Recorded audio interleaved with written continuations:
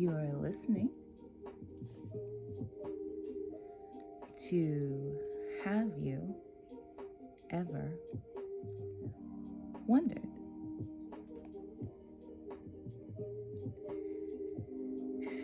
It is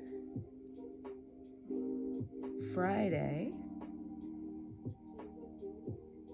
June 16th,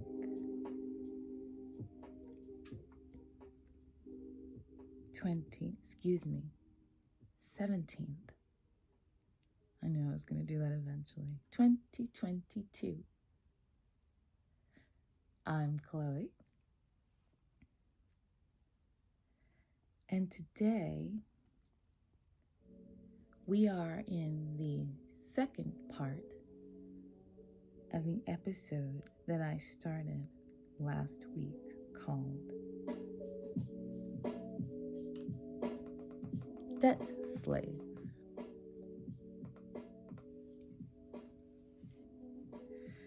Before I started, I was just chuckling as I was getting ready to go live because I've mentioned my nails a couple of times on the show, and I don't usually have my nails this long. And so there are certain things that are more challenging than others when your nails are longer, and one of those buttoning a shirt. And I was chuckling to myself before I got started. That would be funny if I was delayed for the second day in a row because I couldn't button my shirt with these nails. So at the moment, I only have 2 buttons buttoned. Don't worry, you can't see anything that you're not supposed to see. Yeah, I don't know. I'm a real person, and sometimes you have to talk about real person things. Like me not being able to go live because I couldn't put my shirt on properly.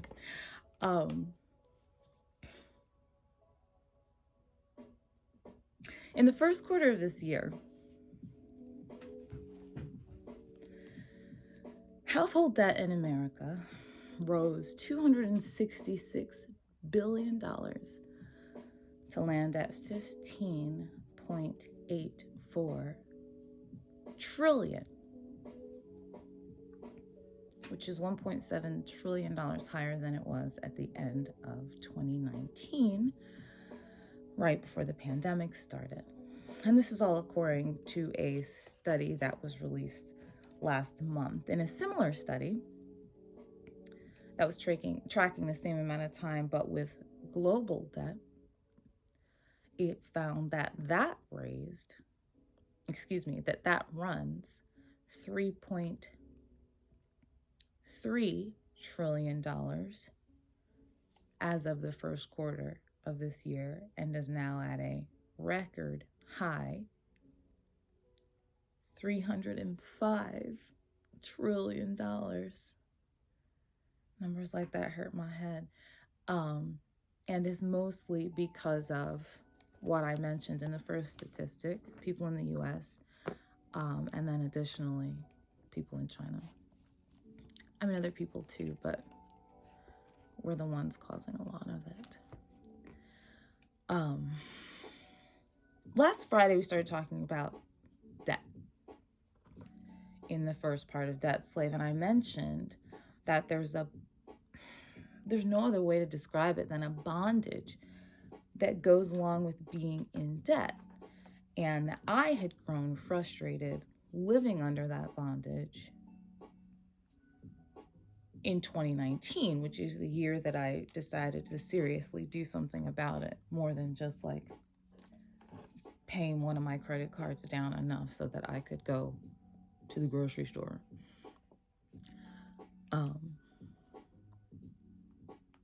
And it took a lot. It took some serious budgeting, extra work, next to no traveling, a ton of discipline, and honestly, one totally unexpected sort of alley-oop pass that I got during that year. But there were setbacks too. And the thing that kept me going was seeing the balances go down and go down and go down, and getting more determined to actually get to the end. I realized in the fourth quarter of 2019 that I might actually be able to finish paying off whatever was left on the entire debt by the end of December, which I still find miraculous, because I thought that it was going to take way longer than that. I had only started getting serious about it in February. And in December, I was already looking at finishing. I did the calculations a bunch of times because I was like in shock. But it was the truth. And I still remember that cold winter day that I clicked the button to send the final payment on the last loan. So I had the privilege, yes, I worked hard for it, but you can work hard and also be the benefit of privilege. I had the privilege of walking shackle free into 2020 and to be in what was the best financial position of my life at that point. I still didn't have any money, but I just didn't owe anyone anything anymore. Right before the world imploded. Unfortunately, my story is not the one that finds everyone right now. Did you hear the stats at the top? Now, I'm going to draw an arbitrary line in the sand. Just for the sake of a few minutes of comparison, and that line is going to be called $100,000. So, the debt that I paid off myself was on the under $100,000 side of the line. But there are a lot of people who are living with debt that is on the over $100,000 side of that line. And although there were a lot of personal finance techniques that I was able to employ to help extract myself from this issue, which I am extremely grateful for, I'm also very privileged that none of my debt came from student loans.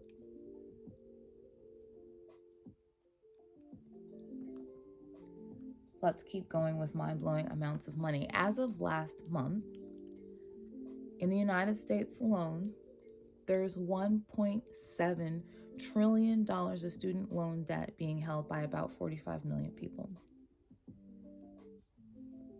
And since so many of those people are on the over $100,000 side of the line,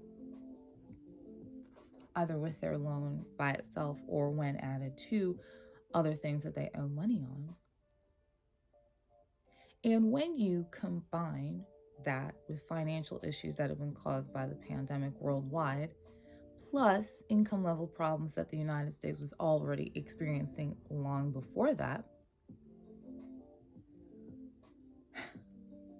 what you end up with is millions of people who are trapped in bondage to pay for something that they may not even be using anymore. And apparently, mortgage debt is currently the only thing that surpasses it right now. But at least when you pay off a mortgage, you still have the house. And you can do whatever you want with it at that point. You can sell it and get all your money back. And I am not denigrating the value of an education. I think it's something that everyone should have access to if it's what they need or want. But there are a lot of people out there spending ages paying student loans for a degree that they didn't get to finish or that they no longer use. The U.S. government is considering amounts of student loan forgiveness in the realms of $10,000. Some people have suggested up to $50,000. And knowing our government, it's going to be closer to $10,000 if they do anything at all. Because if we've learned anything from, I was going to say the pandemic, but really just being alive in general, it's, I don't know that you can trust your government to make the best decisions for you.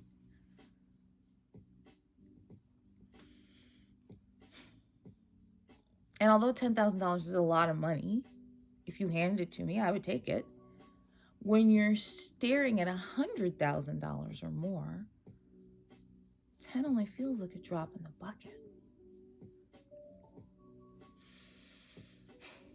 Living a life unencumbered by debt feels different. I didn't know, because, man, in yet another story for another day, I spent most of my early adulthood living in almost abject poverty. And so I went into debt pretty early on, and it was just always there.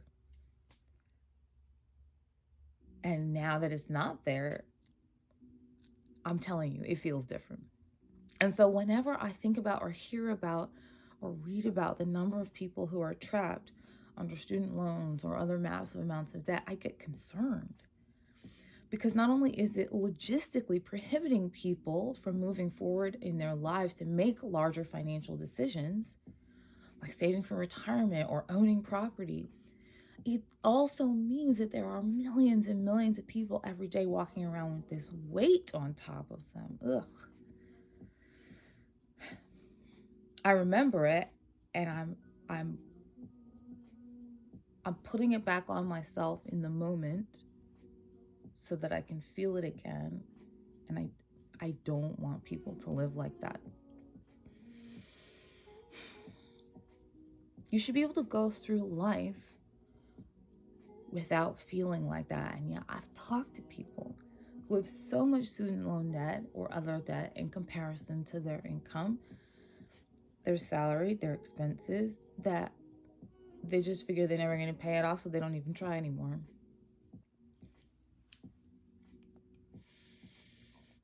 Here's a fun fact I learned in my research. I'm being sarcastic. Tuition and fees to attend an Ivy League school in the United States can be, are not always, but can reach the vicinity of $80,000 per year. Maybe even more. Why? In my notes, there are 3 question marks after that word. Why? How do you make that sound more intense? Why?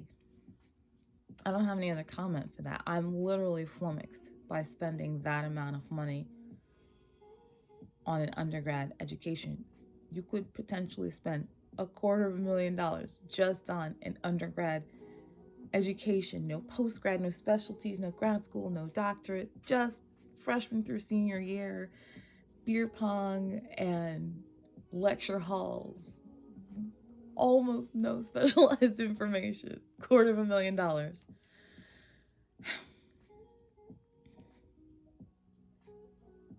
I wanted to make this a 2-part episode.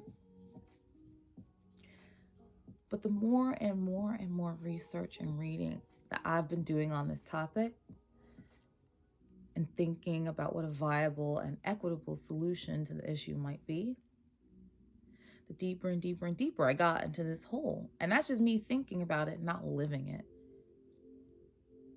Not to mention all the governments that are also going deeper and deeper into more and more debt, thereby being a terrible role model for their people. We can't finish this today. I will come back to it. But I wanted to leave you with a hope that if there's any possible way that you can live a life free from the debt that holds you, it is 100% worth it to try.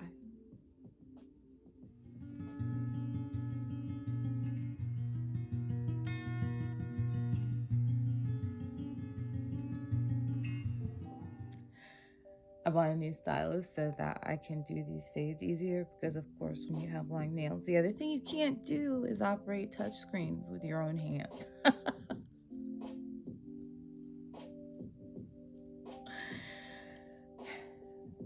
So I could not trade beauty for technical efficacy. I need to be able to use my hands.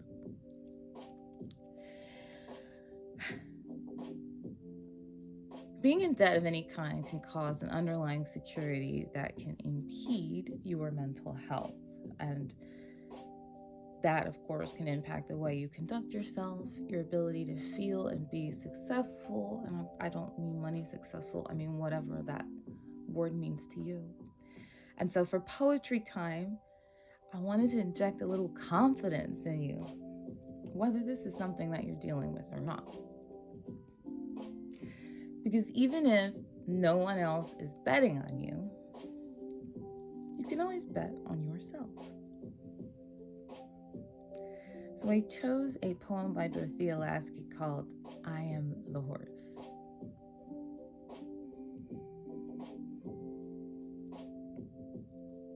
I am the horse people should bet on. I am the person who will likely save you from a fire. I am the person who is black smoke and blows black smoke in your eyes. I am the squeaky noise at night. I am the tables and the paper and slugs. I am the thing that most excites you. I am the thing that most excites you.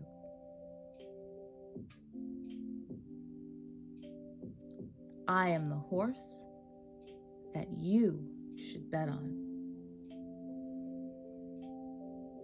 when you put your money down.